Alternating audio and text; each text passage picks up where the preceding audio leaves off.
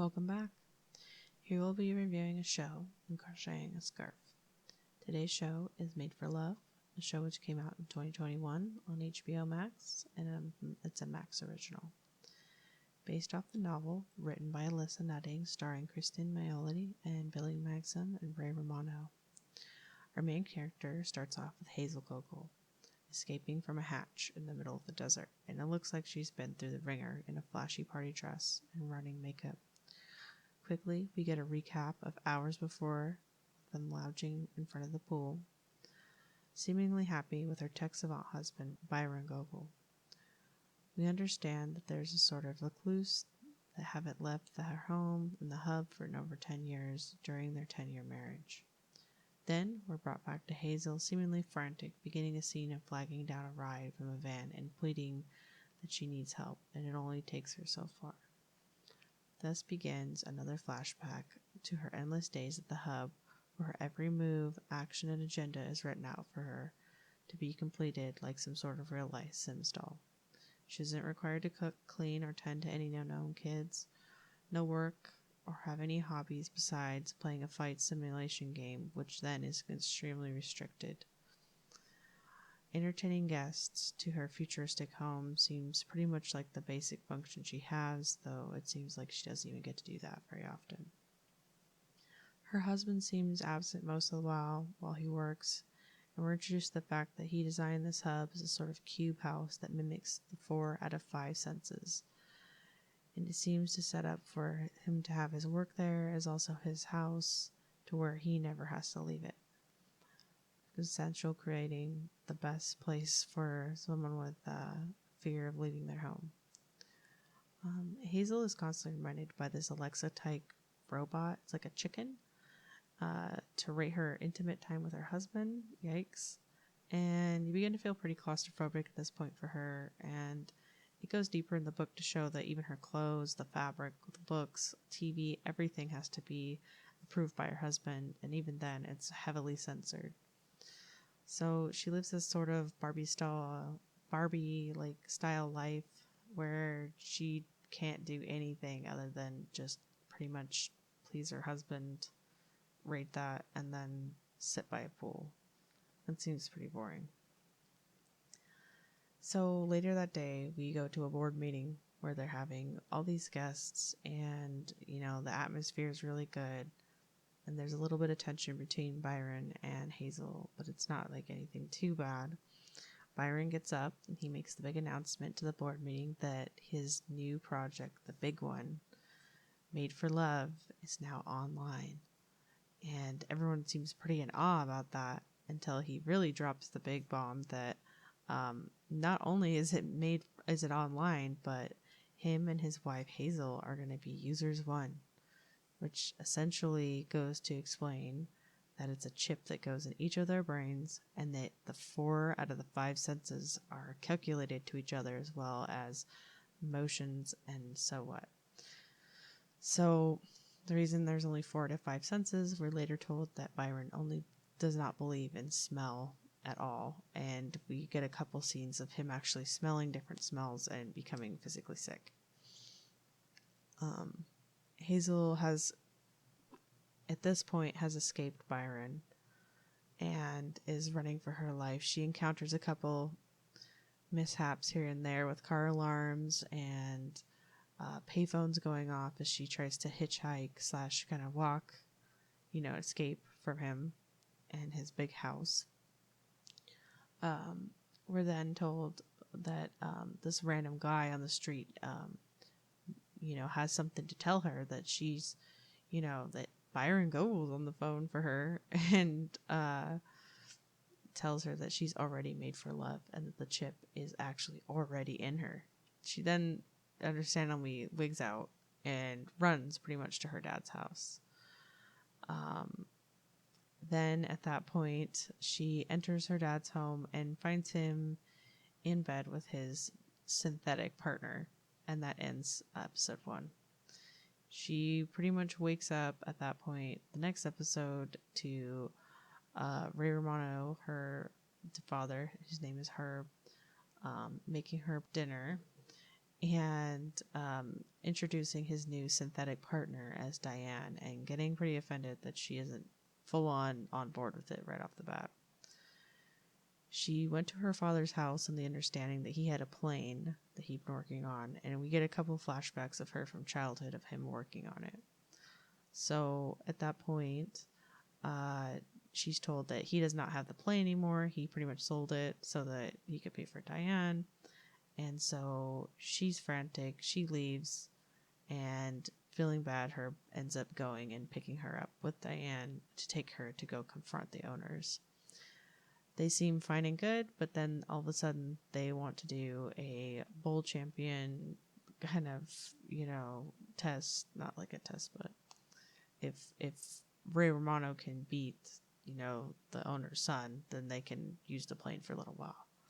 And from what it says in the scene, that he has a lot of championships.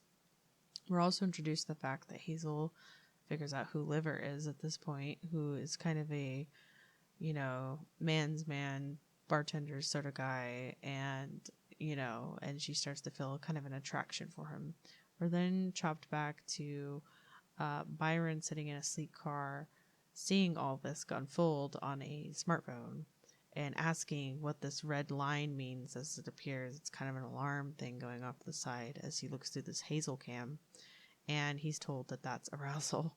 So he's understandably pretty mad at that point. And then it cuts back to Herb getting hurt on the bull, not winning. They lose their chance at the plane.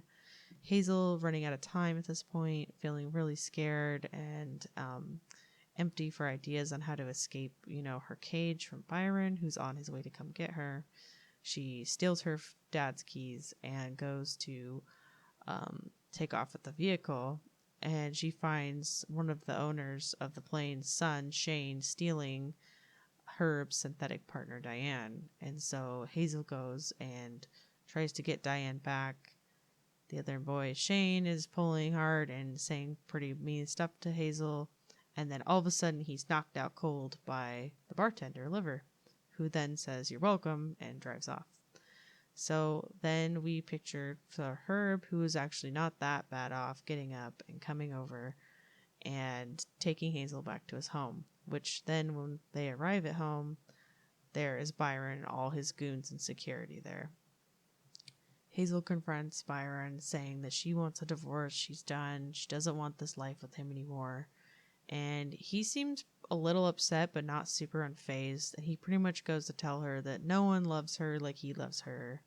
And that, he just let him love her. Just allow it. It's fine. And Hazel goes to say that she doesn't care that no one else loves her. She just wants some basic choices, basic freedoms, and that there aren't even any smells in that home that he synthetically made, the hub, and says that she can't even go for walks. And so Byron essentially promises to fix some of these problems if she will come back. So Hazel asks if she could go for a walk, and Byron says that's fine, that she's eventually going for one last walk before she comes home. And so Hazel walks and walks and walks way away back to the bar behind it. I assume to where Liver is, the guy, and he's making his own, brewing his own beer, and they have an encounter, fully knowing that Byron is watching through Hazel's eyes. And then Hazel comes back to the car and pretty much says, "I am done with you, and I don't know what I want, Byron, but I know it's not you." Ooh, it's so explosive. So then we're pretty much done with that. We go on to her pretty much the rest of the next couple episodes, trying to find her way, really, trying to find a divorce lawyer, trying to find some way to be safe. Seems like every time she finds somebody that can help her, Byron pretty much finds any kind of dirt that anybody has and throws it out there. And in the meantime, Hazel's dealing with the grief of her mom not being there. Her dad, Herb, just is pretty clueless on what to do. I think a lot of this whole series and on the book is really about the father-daughter relationship and coming together of two people that have been through a lot of loss and grief and not the best about communicating it with each other.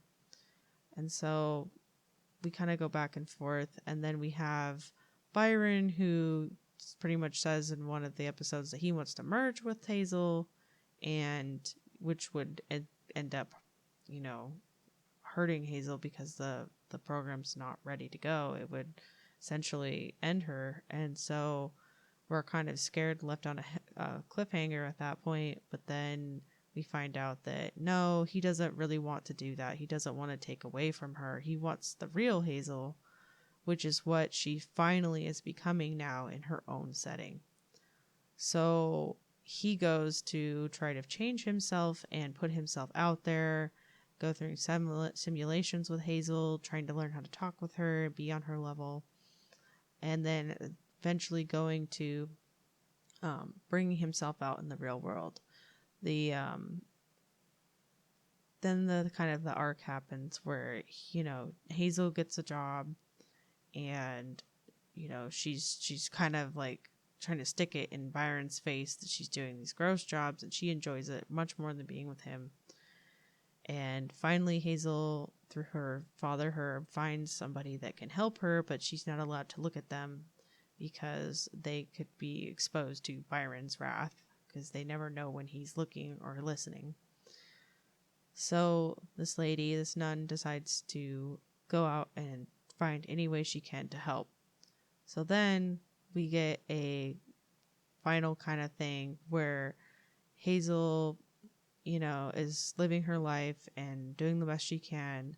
Byron then pretty much says that he's going to figure out what to do with Hazel. At this point, the two workers that he had working for him, Fiffany and Herringbone, which are pretty big characters in the book, but they're still pretty big characters in the TV show too, but not as essential. Fiffany in the book is more of like this, hot culture, like almost wanting to be Byron's wife.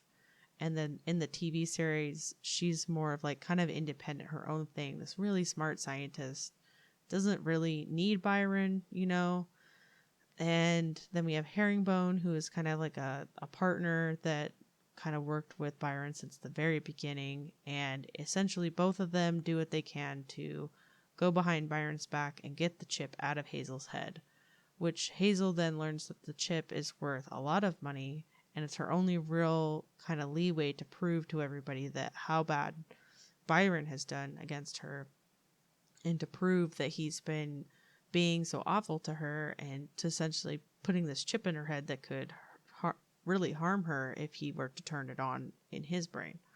So she decides to keep the chip, and essentially Fiffany goes back to pretty much say that she doesn't want to work for Byron anymore and that she's done with this. So Byron then essentially lures her into this pasture cube. He, takes this fingerprint chip out of her Fiffany's finger, the scientist's finger, and says, okay, well, you have a good one. I'll go get you a Band-Aid. Leaves. And then we have this huge video screen pop up of Byron pretty much acting like an evil maniac, which is the closest he really gets to the book character that he is, because in the book he's really just this like evil villain, like super evil. And in the TV show, we kind of can empathize for him more. We see his character arc a little bit more, but we're not really trusting him at this point. So we're not really sure what's going on, but he comes off as really evil right there when he puts Epiphany in this pasture cube, which we don't really know anything about other than it looks like a desert. So she's left there, and that's the end of that. And then also Herringbone, who went to go try to retrieve Hazel a couple times for Byron and failed, and then pretty much told Hazel that, oh, we'll just sell this chip out of your brain. We'll figure it out. Let's try to go do this.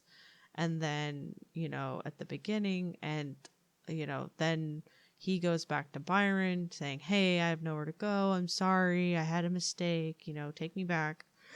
Yada, yada, yada. Byron seems pretty on board with it, even has him do a couple of jobs on the side for him to help him.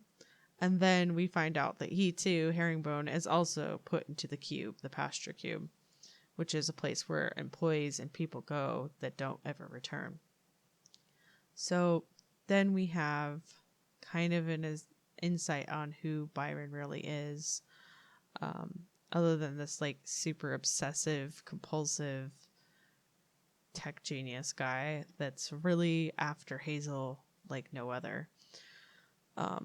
Our last episode kind of comes to a really crazy arc. It kind of starts off with, it kind of starts with the episode 7, episode 8 of Byron sending Hazel divorce papers. And, Hazel's thrilled. She's like, finally, I can get away from this guy forever. And goes to meet him. They want to both meet in a public place that's kind of secluded because he is really famous and doesn't want paparazzi all over him. He's kind of agoraphobic. He doesn't like people, doesn't like leaving his house. So it just gives him terrible anxiety. So they go to this kind of like really far out there little roadside diner that no one even knows about. Unbeknownst to go pretty much sign divorce papers. Unbeknownst to them, Herb and the nun, who are actually past lovers, come and find out about this and drive up to pretty much put a listening device in the ketchup that's at their that Byron and Hazel's table to listen. And so Byron seems really kind of like he's here for the divorce papers, but he's not really here. He's here to try to convince Hazel. In the beginning of the entire show, we're told, pretty much shown that he showed up, asked Hazel out for a date, told her he'd take her anywhere. She comes into the cube. He shows her all these fantastic places and says, will you please just be mine? Let's go all these places. We'll do everything together. You just have to say yes today. So she says yes. And she's never left the cube after that. She had that one date with him and that was it. She was stuck in that hub for 10 years. So Hazel's pretty much done at this point. Byron then goes to pretty much say he will do anything to get Hazel back. He loves her. He wants her back. She's his muse. And Hazel's just not really buying it, being controlled so long, finally having some power after 10 years over this oppressor. And, pretty much tells him that, he won't even be vulnerable around her. Why would she want to be vulnerable around him? And, kind of getting back at him a little bit, it seems. So he ends up throwing himself out there. He actually tells her his name isn't Byron, it's actually Greg. And he's from Montana, and his dad's a postman, and that he's just a regular guy, and he does not want to be known as that or anything like that. He wants her to come back. He misses her. And she asked him to be vulnerable around him. And as she's like, well, why do you want me? What's this big deal that, we have to be together? And he just says that she's a challenge, and that then he proceeds to pretty much get really turned on in the restaurant and goes full on to the end. And Hazel is just like amazed because apparently he's never done that during their 10-year marriage. It'd only been about her being vulnerable and never him. And she pretty much just says, well, I hope that felt great, but see you later. I'm pretty much done. And she gets up to leave, and Byron signs the papers for her. And then he brings out the ace in his sleeve and says, well, sorry to hear about your dad and all, but pretty much reveals to her that he has cancer. He's about to die. He's stopped treatment. Hazel is confused by this and says, well, even if he did have cancer and all that she doesn't care. She'd rather her and him die than come back to him. So it's kind of like, at this point, Herb tells the nun, okay, let's leave. I'm done. And so they drive off. They don't hear any more of the conversation. And so Byron gives this paper. He says, fine, you don't have to believe me. He gives her this packet and in this vanilla envelope, and she opens it. We then don't really know what happens after that. So it cuts over to her walking in. Herb's pretty upset that she said that, but, at the same time, he's proud of her for sticking to her. She offers Herb a drink, and she has a drink, and they sit on the couch, and she just says, I finally got away. It's great. I finally got away. And so he takes a drink, they take a drink, they watch TV, they relax for a little bit. And she kind of just says that Byron brought up this crazy thing about Herb having cancer, and Herb just pretty much plays it off all cool, like, oh yeah, that's crazy. Of course I don't, but he does. And then we cut over to the nun listening to the recordings that day and pretty much wigging out, running out the door. And so Hazel is then shown by the phone and saying, all right, I'm ready. And then, spoiler alert, Byron's squad rolls up and puts Herb's whole home and everything in it, even Diane, all into a cube, and sets that cube right next to Hazel's cube home so that he can get all the medical care he needs, because Byron pretty much promised that she could, count on him to have the best research, the best of everything for her father, and allow him to live if she comes back to being his wife and her father come back to living there. So she essentially has someone else.